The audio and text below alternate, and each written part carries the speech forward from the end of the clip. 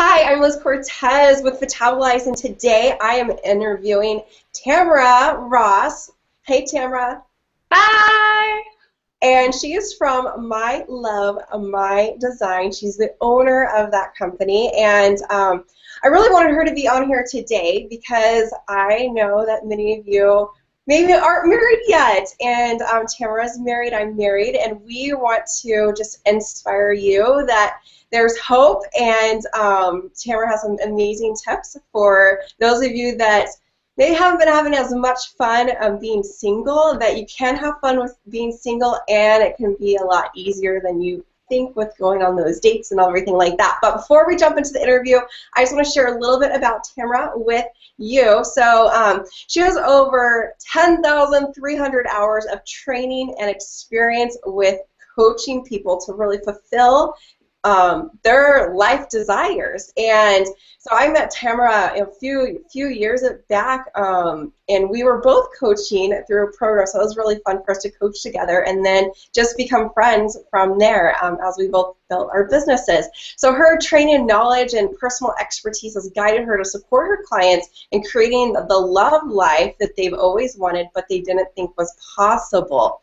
And so she has over 5 years experience in her field, and it includes very top-notch training with one of the world's largest leading, edge transformational enterprises. So she has been a guest lecturer and has spoken to big audience. She's even been on the news and led multiple I can't say that word. Seminars. Oh my goodness. Blah, blah, blah. This is live, just like the news. That's right. Edit that out. Oh well, that's okay. So she's really all about, empowering singles to step into their power and give them access to unlocking their dating potential. And that's who Tamara is. There's a ton more about her that you'll get to learn through this interview today. But Tamara, want to add anything that I skipped? No, that was great. I love it. You should come hang out with me, and every morning you can introduce me to the world just like that. Woohoo! Thank you, thank you. Well, I'm excited to have you on here today, and let's just jump into the first question. Make sure that if you do have questions, leave a comment, and if you're watching this live, I'll be checking over in the comment boxes right below the video. And then if you're watching this as a replay, definitely leave us a comment down below. I'll be checking those later on too and responding back to you through the message. But first question for you is, what is your purpose or intention for your business? And what exactly are you doing with your business right now? Yeah, thanks. So, in coaching my people, anybody who comes to me and they want to coach, or they want me to coach them, they want me to support them in being more successful, especially in the dating realm as being single. What I guide people in is, how do you source your life? And so I'm sure people use the word source in different realms or in different contexts. When I use the word source, what I mean is you literally are always sourcing your life, whether it's good, it's bad, or you're getting things that you want, or you're not getting things that you want.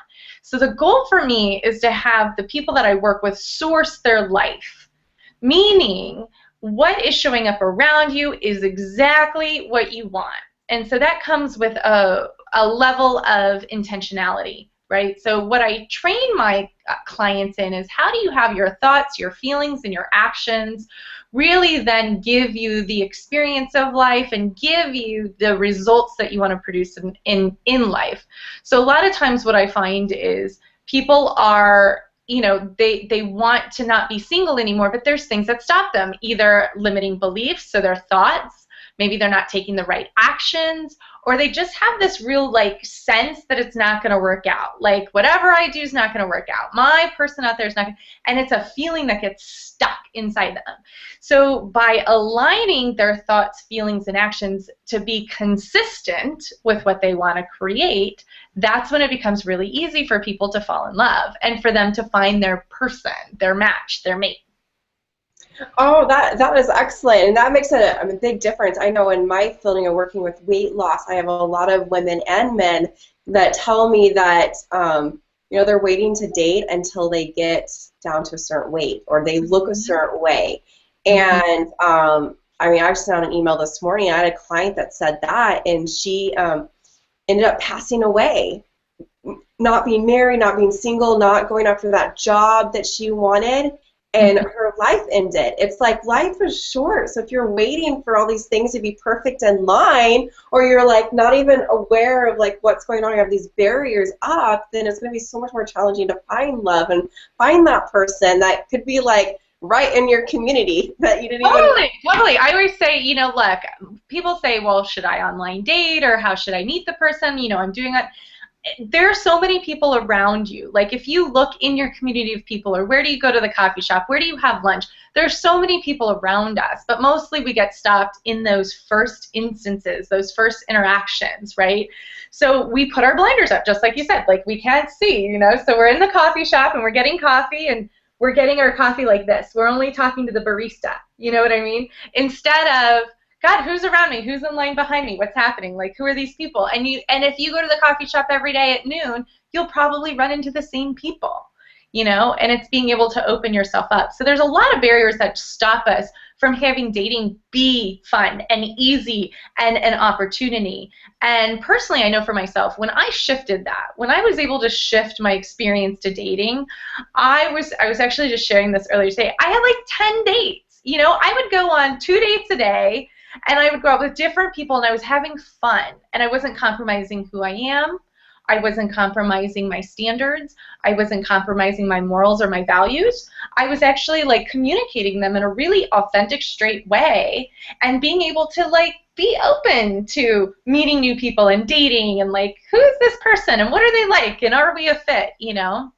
And so I know that, people may be on here and they may be like, that seems like some pie in the sky thing. Like, it's really not that easy. It's really not that fun, right?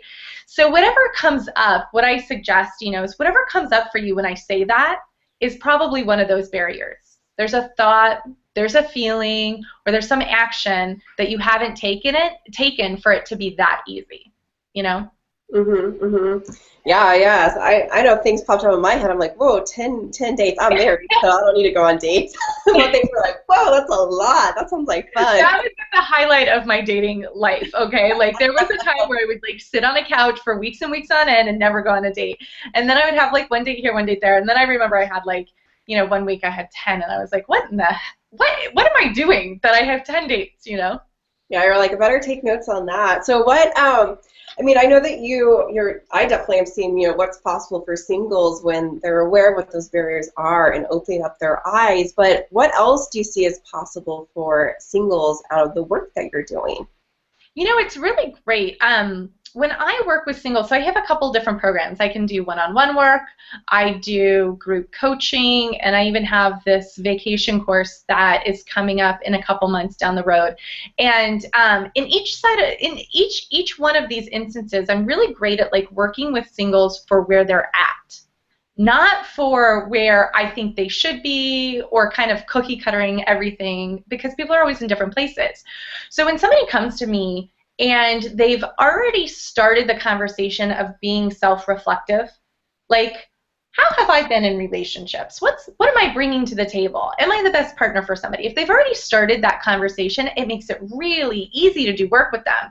And I've had group programs where, I have one right now where I have somebody who's really, really self-reflective, just like I said, and she's already starting to be attracted to and have somebody at work that she's like flirting with, and they're like starting those like first instances, and we've only had 6 weeks together. And I've had past programs where I have a gal who was really self-reflective as well. So again, she was interested in the conversation. She was taking all my coaching. She was eating up what was available. And I think it was at week 8 she had started dating her now relationship. So she's now in a relationship. They're talking about marriage. They're talking about like moving in together. And so all of that's possible just inside of keep taking the steps forward, right? Or like having somebody support you. So a lot of times when I'm working with somebody, I ask them, like, will you let me be your partner in this? You're looking for partnership in your life. Would you take the first step in letting me be your partner and really having you have everything you want? And I really, you can't do the work if they don't want you as their partner. I can't do the work for them. So it's usually just that first step that gets going. But what's possible is people having any kind of relationship they want. You know, for men, what I notice is men don't want to necessarily get married unless it's like worth it, right? So we talk about, you know, what do you want? And they're like, well, I want to find a really great girl. Okay, if you found the really great girl, would you get married? Yeah. If I found the really great girl, right? And women are cute because, you know, we come to the table and we know we want a relationship. We want a great relationship and we want to get married, you know? And that's really what's possible inside of, you know, the work that I do is people having great, amazing relationships where you can count on your partner and that partner is unique to you. It's not who I said you should have. It's not who society said you should have. It's unique to who you say you want. Well, you brought a bunch of nuggets into that one, so I unpack that. The biggest thing is, you know, the partnership that, you know, if you want a partnership in life, you got to partner with your coach, partner with that mentor that you're working with. If there isn't that trust and there's stuff in between with you and your coach, it's going to be really tough when your coach is giving you assignments to go out there and, you know, get to know other people. So that was one big thing. But then you also brought up another point about how men and women are different, you know, when they are approaching relationships and when it comes to intention of getting married, or maybe they just want to date, or maybe they're already married before and they just want to have fun and they just want a companion. They don't really want to get married. They just like, that's where my mom is right now. She's like, I just want to have someone to go to the opera with and go country dancing with. I don't see myself getting married. She's like, and I'm like, Mom, come on, love is great. Like, don't you want to get married again? No. She's like, I just want to have a companion to go to these things. Yeah, and you know, typically when you're older and you've already been married once, right? And that for her it was probably like a good relationship, or you know, or maybe she's just not interested in the whole rigmarole of marriage. She's been there, she's done that, you know, she wants somebody to travel with and have fun with. So everybody's always in different places. You know, my job isn't to cookie cutter and put people in marriage. My job is, what's stopping you from what you really want? You want love? What's stopping you from love? You want that fun partnership? What's stopping you from the fun partnership? And it's never the same. So it's not like I could say, oh, you know, the same thing that's stopping your mom is the same thing that's stopping a 30-something who wants to be married. It probably isn't the same stuff, right? But when I break it down, it would be in one of those categories of it's either your thoughts, your feelings, or the actions you're taking. What somewhere in between there is what is keeping you out of the alignment of what you want. So since it's so, you know, diverse with who you work with and what the person could be going with, because everyone has a different life experiences and journey, and they've, you know, just walked different paths, what would you say is the #1 piece of advice that you could give any single that's really just looking for their right partner? You know, it's to enter into the dating field and to enter into relationships in a process of discovery. You know, a lot of times we come from, I know how that's going to go because I did it before. And we map it against what's happened in the past. So I know how relationships are going to go because I've been in relationships before. I know how marriage is going to go because I've been in not, you know, this is my first marriage, right? But like your mom may be like, look, I know how marriage is going to go. I've done that before. I don't want to do that, right? So when we map it onto something that we know, it limits what's possible. When we look at it like in discovery, right? So let's say you want to just be great at dating, whether you're a guy or a girl. Well, what if you just started like discovering and asking questions, and what is that like, and what does that person really want? Because a lot of times what I hear is people, they'll say, oh my God, this guy emailed me online, you know, maybe it was Match.com, he sent me this email, what does he mean? Or I saw this guy's profile, what does he mean? And I'm like, I'm not a mind reader. If I were you, I would probably ask the question, what do you mean by that, right? We stop asking the questions. We just assume we know. And then that's where all the mischief comes in. You know, how many times you've been dating a guy and something happens and he doesn't return a call right away and you make it mean something and we don't ask the question, why didn't that happen? Why didn't you open the door for me? Why didn't you call me back? Why didn't, you know, it was important that you text me. How come that didn't happen? Was there something that was there? You know, and so men come in with their assumptions of how they should be. Women come in with their assumptions of how they should be, and nobody checks it out. Nobody discovers newly for themselves what they want or how it would work best for each person involved. That is excellent. So discovering, being curious, and asking those questions versus having those expectations The Mhm. door one, that was a big one for me. Thank goodness my husband knew about the door thing. Open all doors. Even now, we'll be going on almost 4 years of marriage, and Yay! still always opens up my door. Yeah. Well, and here's the interesting thing about that is, I also work with my clients, like, let's get really clear. What is it you're looking for in a partner? And there's actually two categories. There's the things that they got to show up and do and have and be, but then there's the things like I'm willing to communicate. Opening a door up for me was a big deal. That's what I wanted. I wanted a guy that just opened a door up for me. And I have to tell you, my husband did not do that naturally. Like, it was not in his, like, sight. It wasn't in his line of view. Like, he wasn't focused on it. But when I told him how important it was for me, and I asked that he do that, like, God, it's just really important for me, and it makes me feel like a lady. It makes me feel taken care of. Like, you just opening that door makes me feel so taken care of. And it makes me feel special. Then he opens the door all the time now. Like, he jumps at the opportunity to open the door for me. So there's also these things that I encourage my clients to do, which is, what are the things that you're willing to communicate? Like, you're not going to write them off right away, because nobody's perfect. And a lot of times what I find, and I hope men are watching this and this resonates for them, but a lot of times men don't know what to do. This is a new age in dating where women want their independence. So men don't know, do I pay for the date? Don't I pay for the date? Do I open our door? Because they don't want to offend us. And they're not sure how to do anything without offending us, and they're more concerned about offending us and doing it right than they are about anything. So it's really like giving them permission to take care of you the way you want to get taken care of.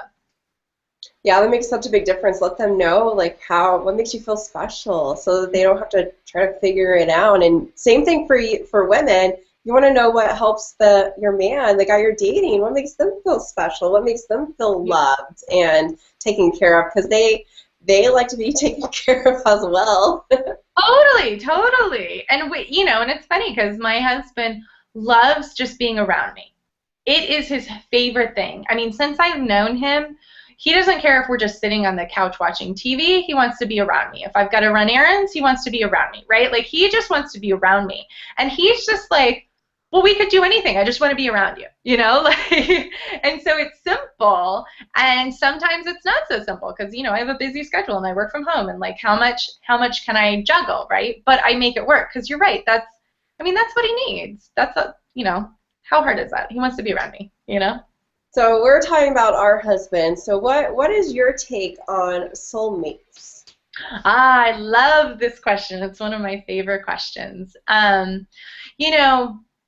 I believe in soulmates in one respect, and I'm spiritual. I believe in the energy of the universe, the law of attraction. I think God exists. I would say God exists inside of us. It's everywhere. It's not just somebody outside of you. It's inside of you. It's on both sides of you. And so this notion of soulmates, I remember when I was younger, and it was like that one person I have to find, that one person I have to be with.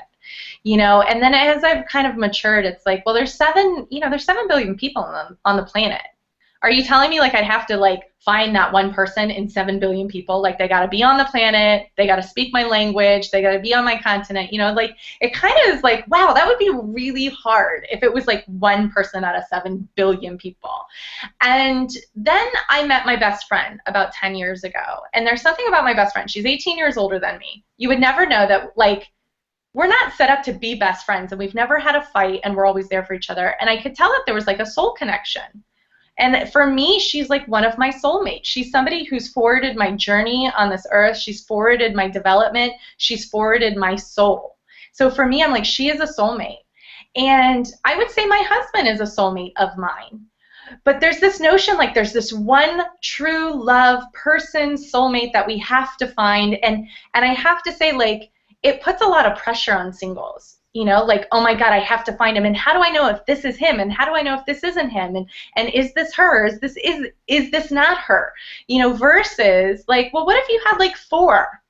What if you had 4 soulmates that like really moved you through your exploration as a human being on this planet? Like, how cool would that be, right? And then it kind of alleviates this notion like, wow, I missed my chance at love. I deal a lot with older people who like feel like they've missed out on their chance of love. Like, they had that one person that was like their epic love, and they missed out. And it's like, well, I don't think our experience on this planet as human beings we would have it like be that fatal.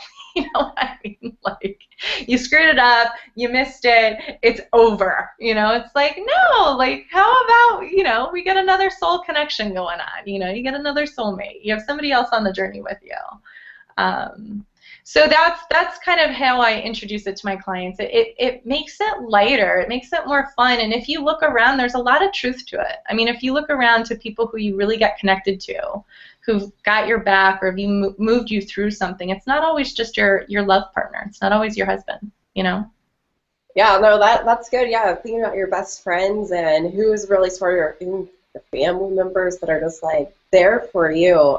That's I never thought about them as soulmates until you brought that up. But it's true, you Yeah. got that connection, and yeah, we have spirit. We are spiritual beings, and like we have that connection, and that's why it's cool. Like you can like connect with someone. I know, like I've this hasn't ever happened to me, like, but the pastor at my church, he always shares a story about when he met his wife. He walked in, they met at a club, and he walked into the bar. He's a pro football player, and he walks in the bar club thing, and he sees this woman across the bar, and he tells his buddies, I'm going to marry her.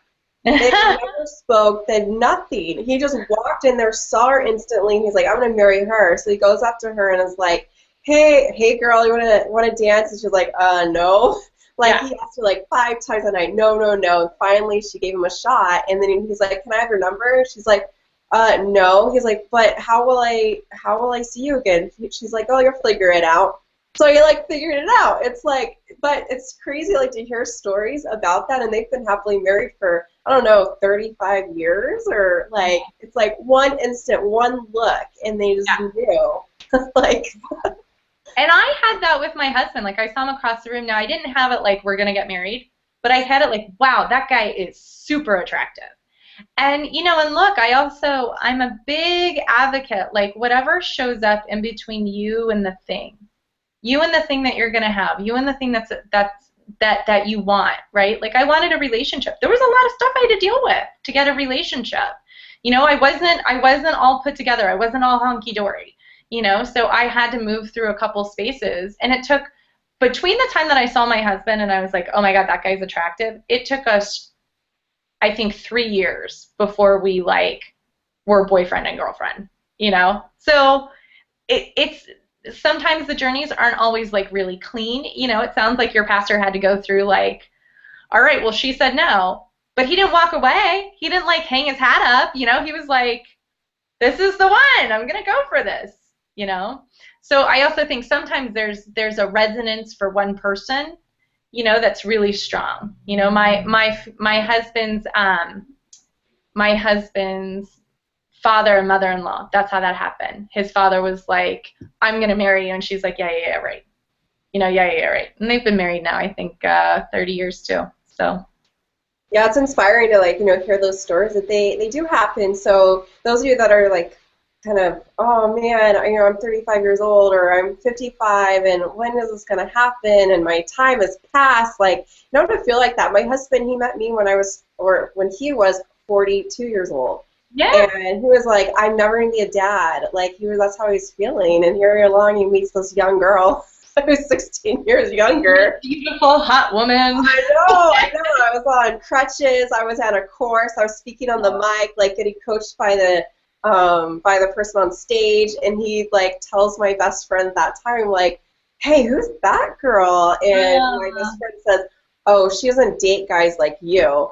So that shut him down. Didn't even come and introduce himself. I didn't even know who he was until like 6 months later when I moved to San Diego and met him when I moved out here. But that didn't like let him stop them. And so later on, he asked the question, like, he kind of figured out what she meant by, oh, she doesn't date guys like you, because he was 150 pounds overweight at that time. Yeah. So anyway, I'm a personal trainer, and I like date athletes, and like I didn't at that time. As part of my growth, I hadn't like gone over my judgments of overweight or even like my body issues or stuff like that, and so I didn't have friends that were really overweight, even though I was a weight loss personal trainer. Like, but then, like, through my husband, it was so cool that as I worked through my issues in that area and just my judgments in that, and I developed compassion, for him. I have more compassion for my clients, more compassion for myself and my body and the journey that you go through. And then we were able to fall in love, like, through that, like, break Yeah. that barrier. I'm like, I'm committed to, like, getting married, and, like, you have all these great qualities, you know, but your physical health isn't exactly where I want to be, but that's okay. Like, I'm willing to, like, support you through that. And, like, we just got Fitbit watches, and, Cool. like, this morning I was so happy he went to the gym all by himself without me even asking or encouraging or, like, just saying go to the gym all by himself. I was so happy. So, like, yeah, that's kind of off topic, but we're supposed to be focusing on single. No, no, no, no. But look, what you're saying About her husband. what you're saying is perfect. It's everybody's love journey is different. You know, that's what I encourage the people that I coach is you have a particular love journey. Like, what is your love journey? What is it that you need to, like, overcome or develop yourself in order to be in a great relationship? Because my stand is if you were ready to be in a great relationship and there was nothing for you to transform about yourself, you would have already been in a great relationship and you wouldn't need me, right? If you're not in a great relationship and you want to be, then there's probably something for you to transform about yourself or how you relate to partner or men or women or whatever that is, right? Mm-hmm.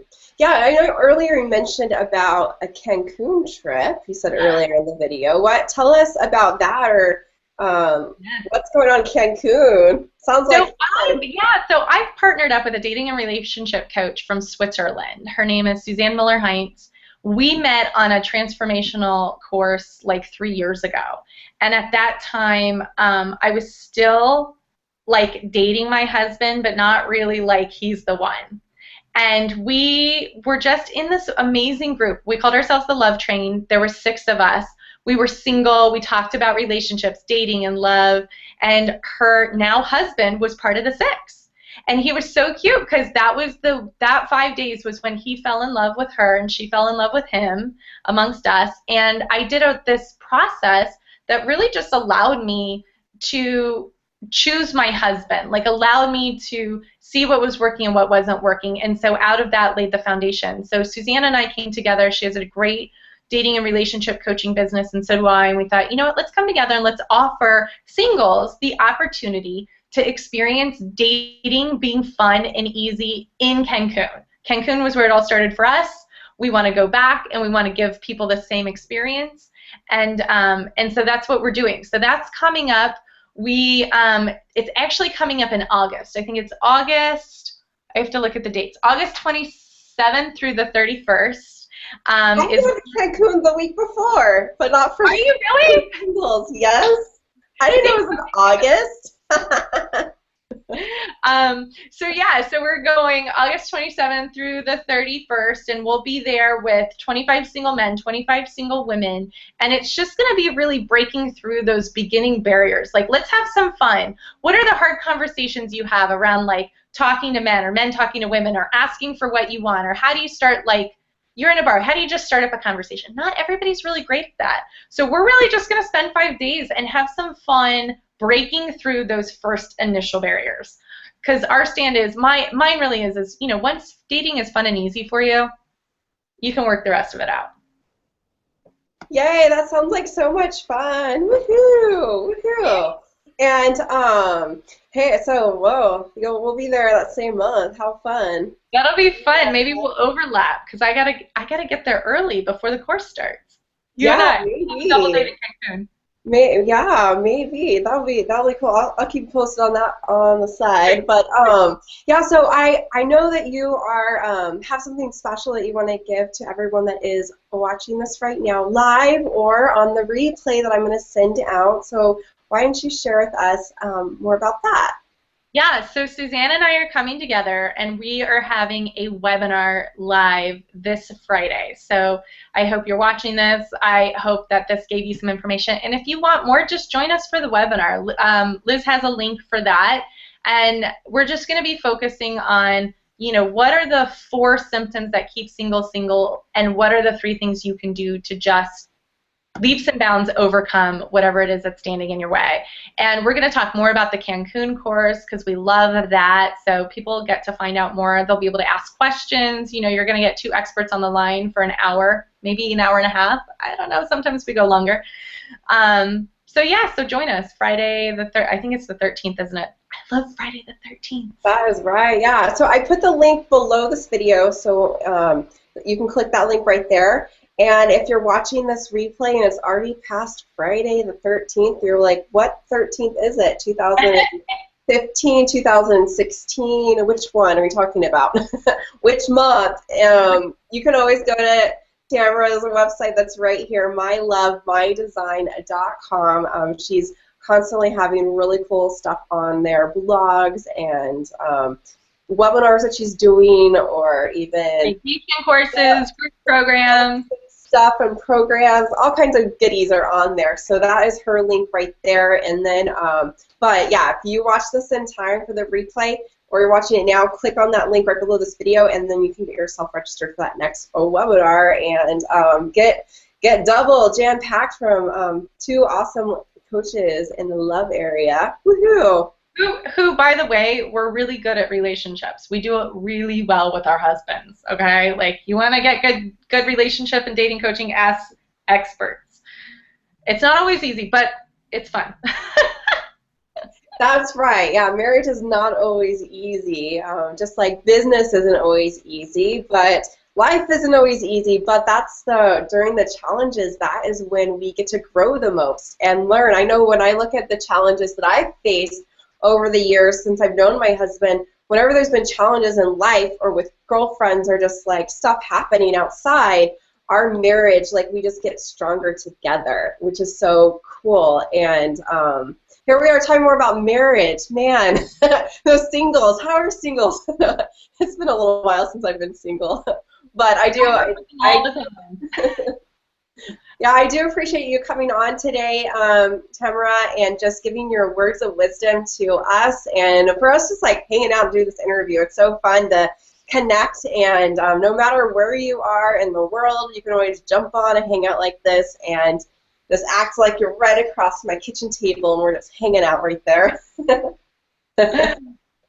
Oh, no one can see that because it wasn't on your screen. Do it again and talk. Well, you have to talk, so it's right here. Look, I'm reaching out and I'm touching somebody.